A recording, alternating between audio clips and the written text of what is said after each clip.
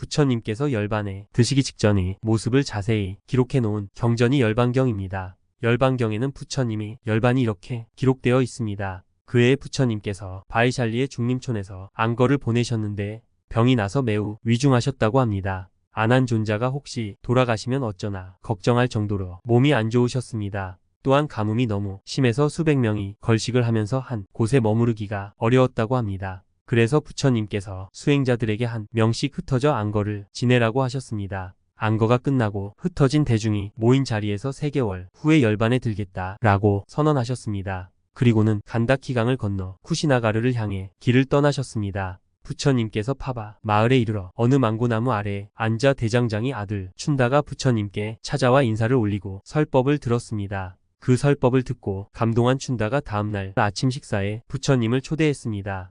부처님께서 승낙하셨는데 춘다가 간 뒤 아난존자가 부처님께 걱정스러운 목소리로 여쭈었습니다. 저 사람은 가난해서 식사 준비를 도저히 할 수가 없습니다. 그런데 왜 승낙하셨습니까? 부처님께서는 아난다여 걱정하지 마라. 그는 잘 준비할 것이다. 라고 말씀하셨습니다. 이튿날 아침 춘다의 집에 가보니 정말 음식을 잘 차려 놓았습니다. 그의 엄청난 흉년이 들어 부자도 부처님 일행을 초대하기 어려웠는데 가난한 춘다가 음식을 마련한 것을 보고 대중이 모두 놀랐습니다. 차려놓은 음식을 부처님 바로에 담는데 그중 한 가지 음식을 보시고 부처님께서 말씀하셨습니다. 춘다여, 이 음식은 누구도 소화할 수 없단다. 비구들에게 돌리지 말고 땅에 묻어라. 이 음식은 스카라 맞다바라는 것이었습니다. 음식을 다 먹고 부처님께서 춘다를 위해 설법을 해주셨습니다. 설법을 마친 부처님께서는 갑자기 배가 아프셨습니다. 아난다여 일어나 길을 떠나자. 배가 몹시 아프구나. 조금 걷다가 좀 쉬었다 가자 하고 설사를 하시고 다시 걷다가 좀 쉬었다 가자 하고 설사를 하셨습니다. 그 설사에 피가 섞여 나왔다고 합니다. 급성 식중독을 앓았다고 볼 수 있겠습니다. 카쿠타 강에 이르러 한 나무 밑에 앉아서 부처님께서 아난다에게 물으셨습니다. 춘다는 어떤가?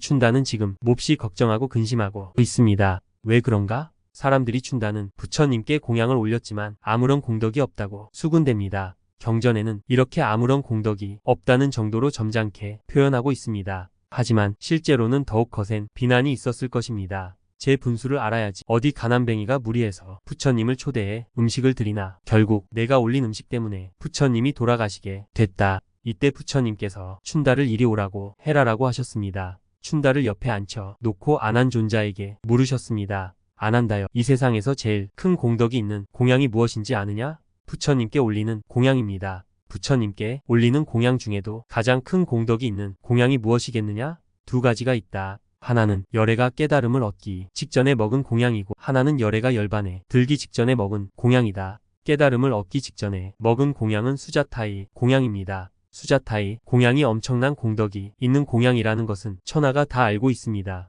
수자타의 공양은 수자타를 위대하게 만들었습니다. 수자타는 부처님이 유명해지고 나서 공양을 올린 것이 아니라 그저 길을 가다가 길가에 쓰러진 불쌍한 사람을 보고 미음을 끓여 먹여서 부처님을 살려냈습니다. 이 공양은 부처님이 아니라 수자타를 위대하게 만든 공양입니다. 그런데 부처님께서 그 공양과 맞먹는 공양이 있다고 말씀하신 것입니다. 이것이 부처님이 하시는 비유의 묘함입니다. 제일 큰 공덕이 있는 2가지 공양이 있는데 하나는 깨달음을 얻기 전에 올린 공양이고 하나는 열반에 들기 전에 올린 공양이라는 식으로 대구를 이루게 하면서 논리가 딱 맞아떨어지지 않습니까? 이렇게 말씀하시니 춘다의 공양이 위대한 공양이 되어버렸습니다. 단순히 춘다여 걱정하지 마라. 춘다 때문에 그런 것이 아니다 이렇게만 말씀하신 것이 아니라 비유를 들어 누가 봐도 논리적으로 빈틈이 없도록 하나는 열반을 증득하기 전에 하나는 열반에 들기 전에 먹은 공양이다 이렇게 말씀하셨습니다. 부처님의 말씀을 듣고 춘다의 마음이 편안해졌습니다.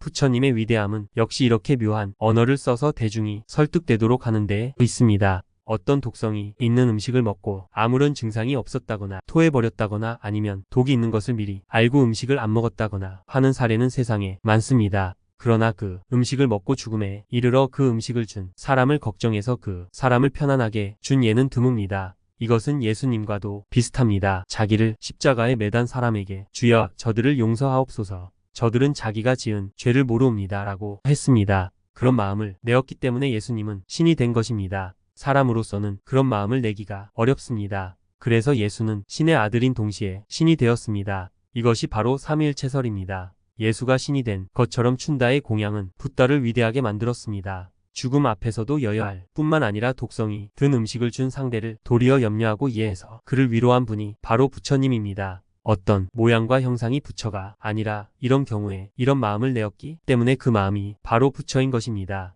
쿠시나가라에 도착한 부처님은 사라나무 숲으로 가셨습니다. 가사를 네 겹으로 접어서 길쭉하게 깔고 오른쪽 옆구리를 땅에 붙이고 머리는 북쪽으로 발은 남쪽으로 얼굴은 서쪽으로 지는 해를 바라보면서 누우셨습니다. 오늘 저녁에 열반에 들겠노라. 부처님께서 이렇게 말씀하시자 아난다는 슬픔을 억제하기 어려웠습니다. 그래서 부처님께 묻습니다. 열반에 드시려면 왜 이 외진 곳 쿠시나가라입니까? 왕사성도 있고 사위성도 있고 카시성 바라나시도 있지 않습니까? 그곳은 제가 수행자도 많고 출가 수행자도 많지 않습니까? 아난다여 그런 말을 하지 마라. 먼 미래가 되면 이곳은 성스러운 곳이 되리라. 말라 조광족의 궁 안에서 열반에 드시지 왜 이 외진 숲 속에서 열반에 드시려고 합니까? 아난다여 그런 말을 하지 마라. 내가 이 숲 속에서 열반에 들어야 누구든지 나를 보고자 하는 다 올 수가 있다. 마을에 가서 오늘 밤에 열애가 열반에 드니 열애를 친견할 사람은 누구든지 와서 친견하라고 사람들에게 일러라. 만약 왕궁에서 열반에 들거나 브라만이 집에서 열반에 들면 천민은 출입을 못하니까 올 수가 없습니다. 그러나 숲속은 아무 제한 없이 자기만 원하면 누구나 즉 사람뿐만 아니라 짐승도 새도 올 수가 있습니다. 그때 하늘에서 갑자기 풍악 소리가 나고 꽃잎이 막 떨어졌습니다. 대중들이 이를 기이하게 쳐다보면서 이게 무슨 일인가 하는 의문을 갖자 부처님께서 이렇게 말씀하셨습니다. 이는 하늘의 신들이 열의 열반에 임해서 마지막으로 공양을 올리는 것이다. 그런데 아난다여 이것은 열애에게 올리는 제일의 공양이 아니다. 열애에게 올리는 제일의 공양은 열애의 가르침에 따라 수행, 정진하는 것이다. 매우 중요한 말입니다. 부처님께 어떤 신통력으로 신비로운 공양을 올린다 하더라도 그것이 제일의 공양이 아니라는 겁니다. 열애의 가르침에 따라 수행, 정진하는 것이 부처님께 올리는 제일의 공양입니다. 우리가 예불을 올릴 때도 무슨 향을 피우느냐가 중요한 것이 아닙니다. 그래서 계율을 지키는 향, 선정을 닦는 향, 지혜를 증득하는 향, 해탈의 향, 해탈지견의 향 이렇게 5분 향을 부처님께 공양 올리는 것입니다. 아난다는 동네 사람들에게 부처님의 열반을 알렸습니다. 마을에서 돌아와 아난다는 슬픔에 잠겼습니다. 아난다가 슬픔을 못 이기고 있으니까 부처님께서 이렇게 아난다를 위로합니다. 아난다여 슬퍼하지 마라. 열애는 육신이 아니라 깨달음의 지혜다. 육신은 비록 너희 곁을 떠나지만 깨달음의 지혜는 영원히 너희 곁에 남아있으리라. 부처님을 친견하러 많은 사람들이 찾아와서 가족별, 친지별로 인사를 드리게 했는데도 밤이 깊어서야 친견이 끝났습니다. 이제 조용히 부처님이 열반에 들기를 기다리는 마지막 시간이라 대중들이 다 모이자 부처님께서는 이렇게 말씀하셨습니다. 너희들도 물을 게 있으면 물어라. 그런데 아무도 대답을 안 했습니다. 친구가 친구에게 묻듯이 편하게 물어라. 내가 열반에 든 뒤에 그때 물어볼 걸 후회해봐야 아무 소용이 없단다. 물을 게 있으면 지금 물어라. 또 아무도 대답을 안 했습니다. 세 번째 그렇게 말씀하시니 아난다가 부처님께 말했습니다. 부처님께서 많은 법을 알맞게 설하셨고 우리는 그 법을 이미 다 습득해서 아무런 의문이 없습니다. 그러니 안온하게 열반에 드십시오. 그러자 부처님께서 이렇게 말씀하셨습니다. 세상은 더덥다. 부지런히 수행 정진해라. 낙숫물이 바위를 뚫듯이. 그러고 나서 부처님께서는 열반에 드셨습니다. 그날의 정황을 보면 돌아가시기 직전에 사람이 보이는 말과 행동을 전혀 찾아볼 수가 없어요. 그냥 오늘 저녁에 같이 얘기 나누다가 내일 아침에도 다시 만날 사람처럼 편안하게 열반에 드셨습니다. 열반이라는 말은 죽음마저도 두렵지 않은 경지, 마음속에 아무런 두려움이 없는 경지를 뜻합니다. 부처님께서는 성난 코끼리가 공격을 했을 때도 칼을 들고 살인자가 달려왔을 때도 대중들이 거기에 가면 위험합니다 라고 하자 열애에게는 아무런 두려움이 없다라고 말씀하셨습니다. 두려움 중에 가장 큰 두려움은 죽음입니다. 우리는 죽음을 두려워하기 때문에 죽은 뒤에 어떻게 될까 자꾸 걱정을 하게 되는 겁니다.